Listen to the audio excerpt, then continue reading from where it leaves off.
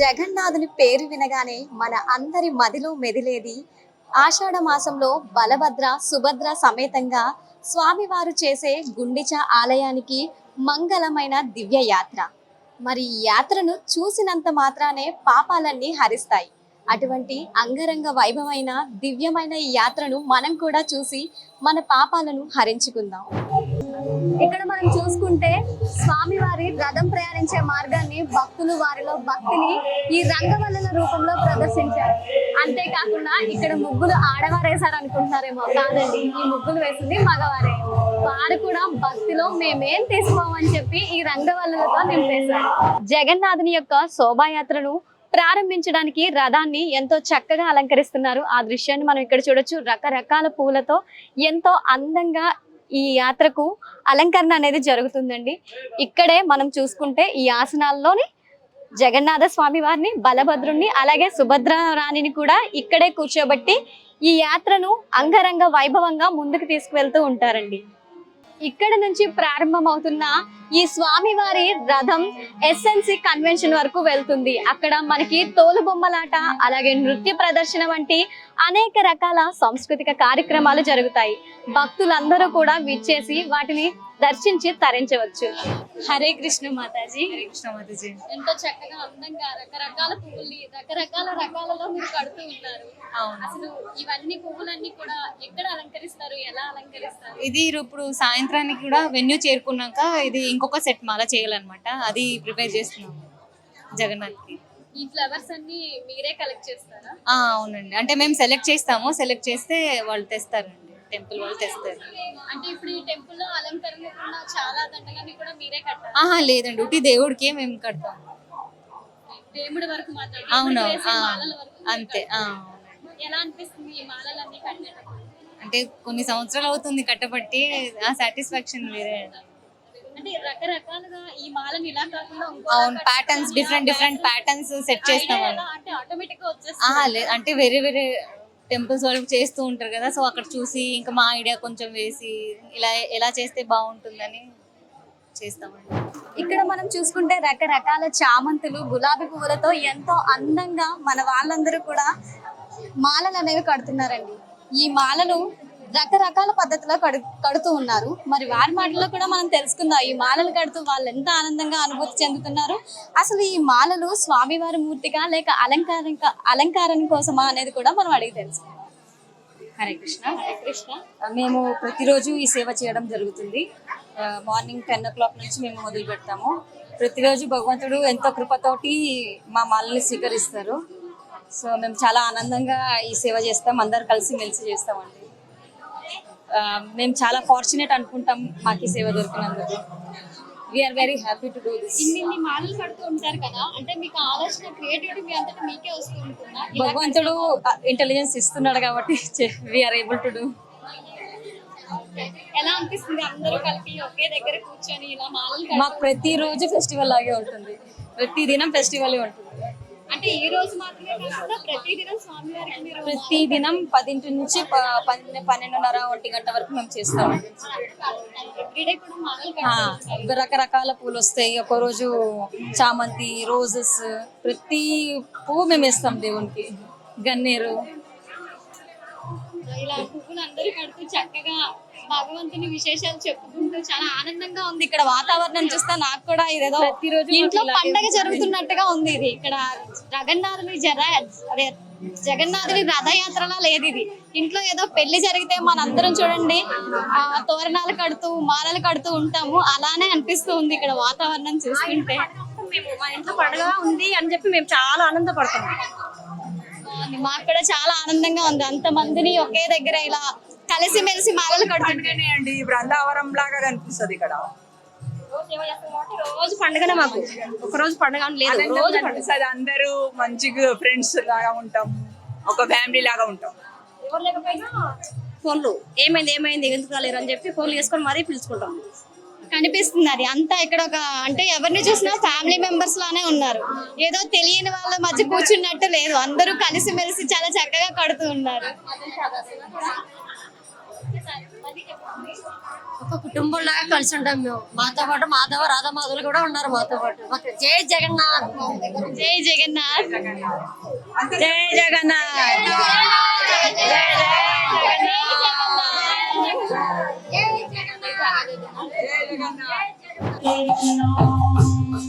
Krishna Krishna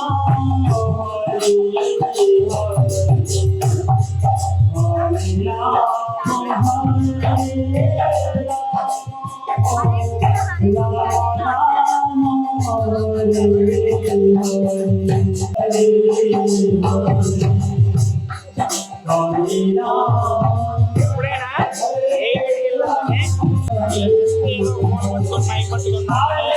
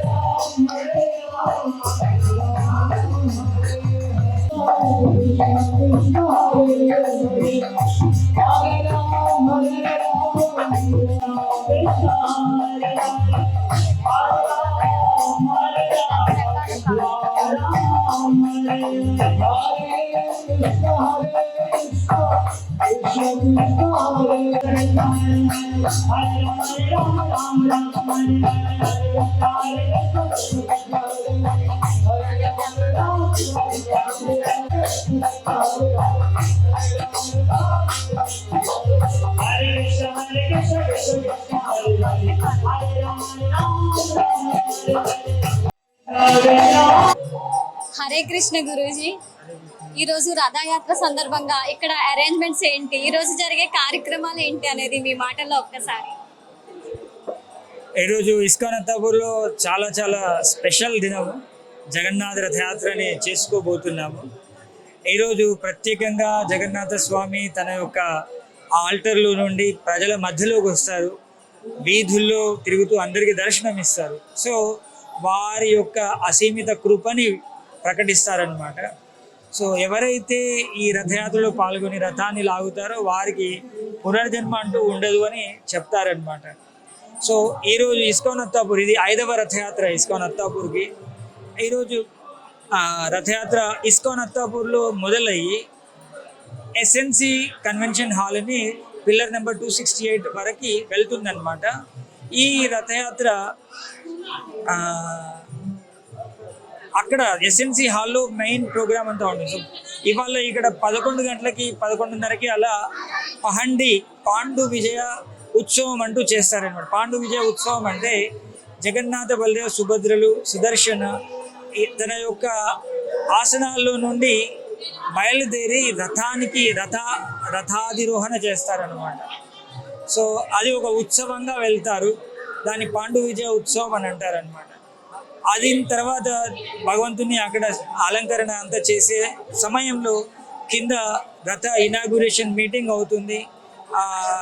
senior డివోటీలు అందరూ జగన్నాథ స్వామి గురించి చెప్తారు. తదనంతరం జగన్నాథ స్వామికి ఆరతి అయిన తర్వాత ఆ రథయాత్ర ఉత్సవము మొదలవుతుంది. సో మొట్టమొదలు పుర ప్రముఖులు ఎవరైతే అందరికన్నా గొప్ప వాళ్ళు ఉన్నారో ఇక్కడ వారితో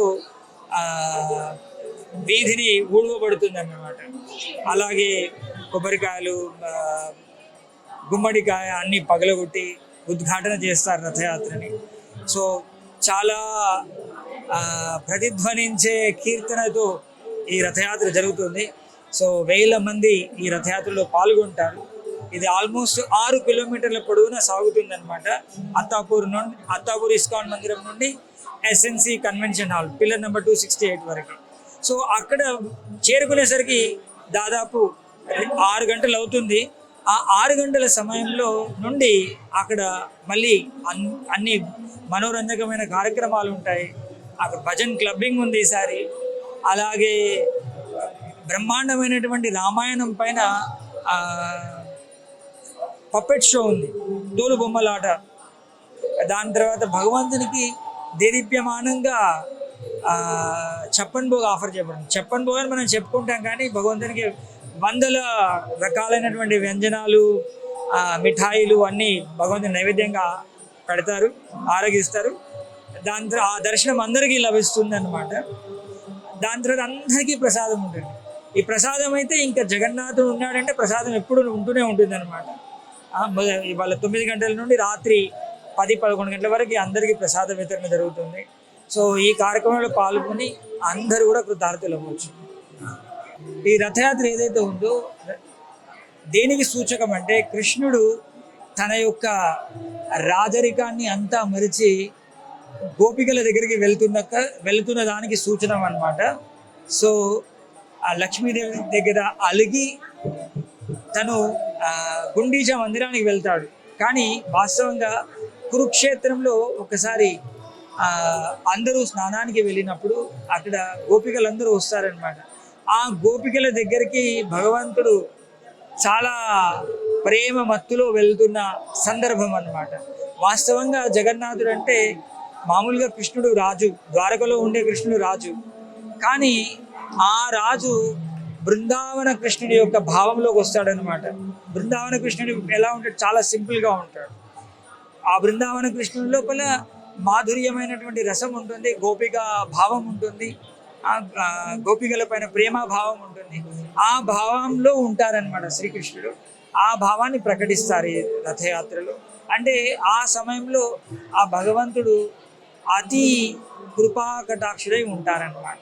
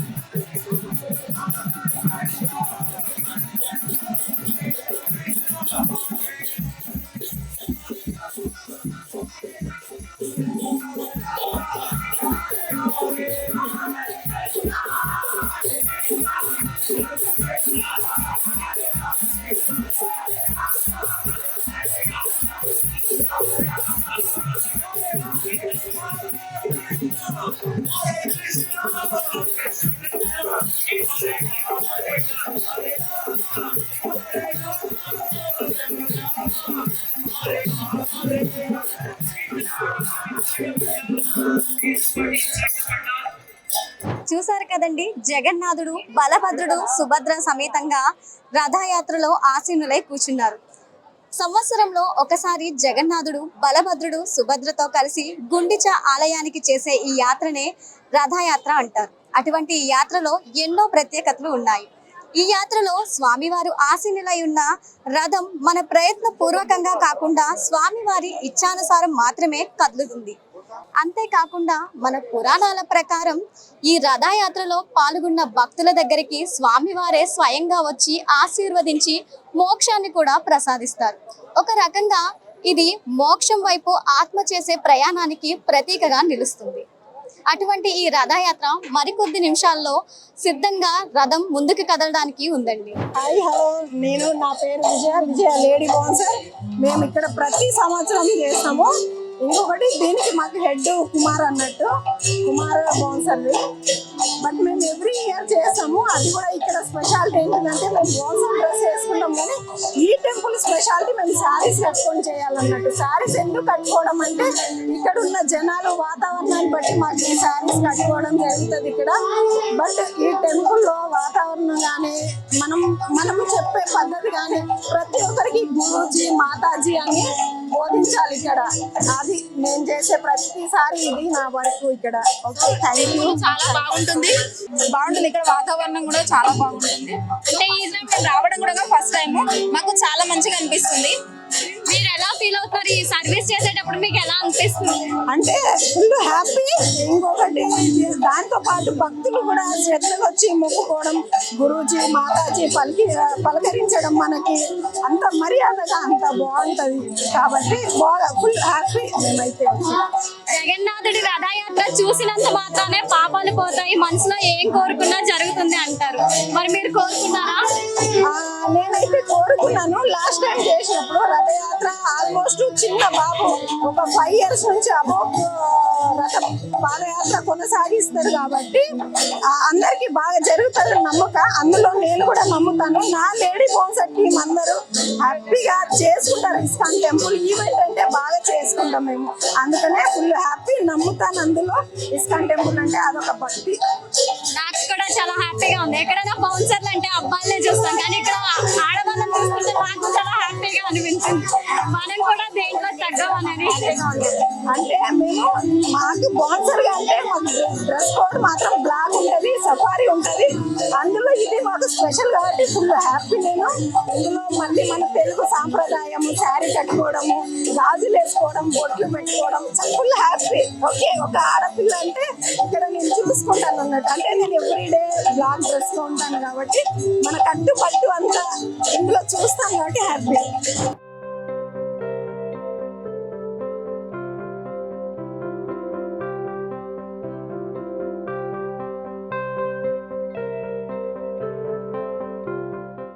మీరు ఎలా ఫీల్ అవుతున్నారు ఈ రథయాత్రలో పాల్గొన్నందుకు?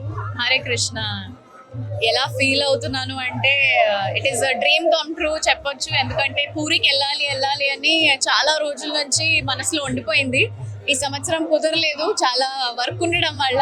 ఇక్కడ వర్క్ పక్కన పెడితే పూరిలో ఉన్న జగన్నాథుడే ఆశీర్వాదం ఇచ్చినట్టుంది. అక్కడ కాకపోయినా నీకు ఇక్కడైనా దర్శనం ఇస్తాను. ఆయన నిజంగానే భక్తులకి బయట ఇదిగోండి దర్శనం ఇవ్వడానికి వస్తున్నారు కాబట్టి I'm truly blessed. Jai Jagannath. Thank you so much. And మనందరి లైఫ్ లో మేనిఫెస్ట్ చేస్తున్నా అందరూ హ్యాపీగా ఉండాలి, సంతోషంగా ఉండాలి, చాలా సక్సెస్ అవ్వాలి లైఫ్ లో. Thank you so much. Hi అండి, బాగున్నారా? చెప్పడానికి లేదు. యాక్చువల్గా ఇప్పుడు టీవీలోనూ ఇలా యూట్యూబ్ ఇన్స్టాల్లో చూశాను. లైవ్లో ఈరోజు ఇక్కడికి వచ్చి ఎక్స్పీరియన్స్ చేయడం చాలా అంటే చాలా బాగుంది. అండ్ ఈ అవకాశం నాకు ప్రియాంక ద్వారా వచ్చింది. ఇలా వెళ్తున్నాను, వస్తావారా తోడు అంటే డెఫినెట్లీ ఎందుకు రాను. అంటే మనం ఇప్పుడు చూస్తూ ఉంటాం కానీ లైవ్లో ఎక్స్పీరియన్స్ చేయాలని చెప్పి ఈరోజు వచ్చాను. చాలా అంటే చాలా బాగుంది. మీరు కూడా మీ దగ్గరలో ఇలాంటి ఉత్సవాలు జరుగుతుంటే డెఫినెట్గా వెళ్ళండి. Thank you so much.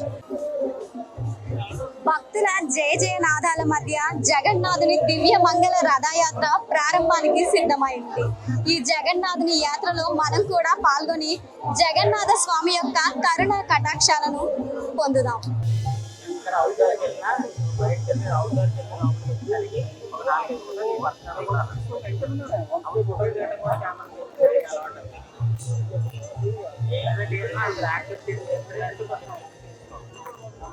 Contact ఒకటానికి సంబంధించిన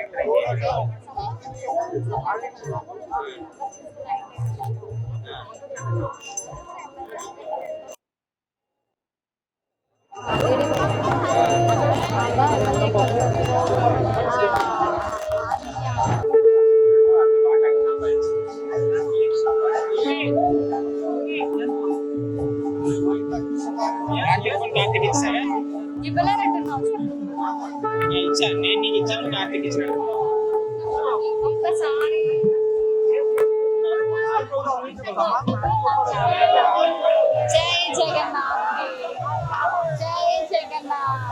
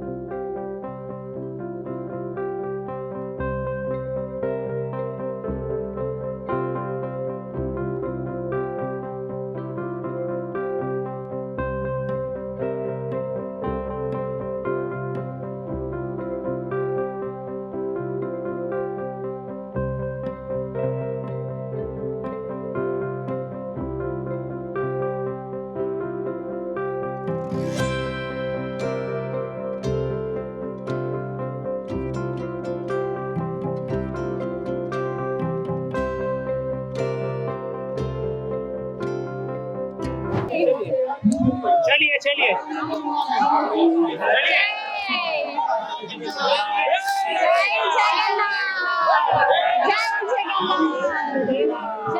జగన్నాథ్, జై జగన్నాథ్, జై జగన్నాథ్,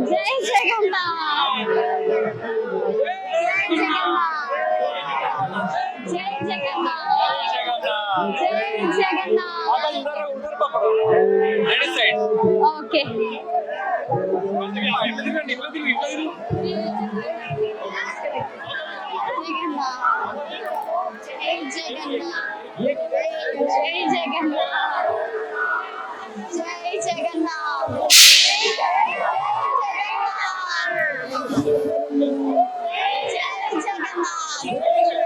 జై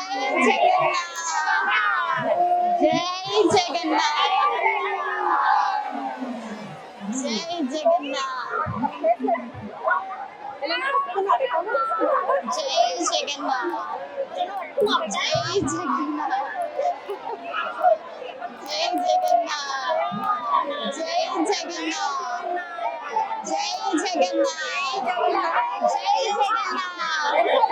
జై జగన్నాథ్, జై జగన్నాథ్, జై జగన్నాథ్, జై జగన్నాథ్, జై జగన్నాథ్, జై జగన్నాథ్.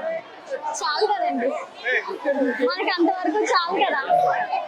అక్కడ ఇక్కడ కూడా అన్నా పట్టుకుందామా? జై జగన్నాథ్ వచ్చింది కదా ఆల్రెడీ. జై జగన్నాథ్. కొంచెం ప్లేస్ ఇస్తారా? Thank you. జై జగన్నాథ్, జై జగన్నాథ్, జై జగన్నాథ్,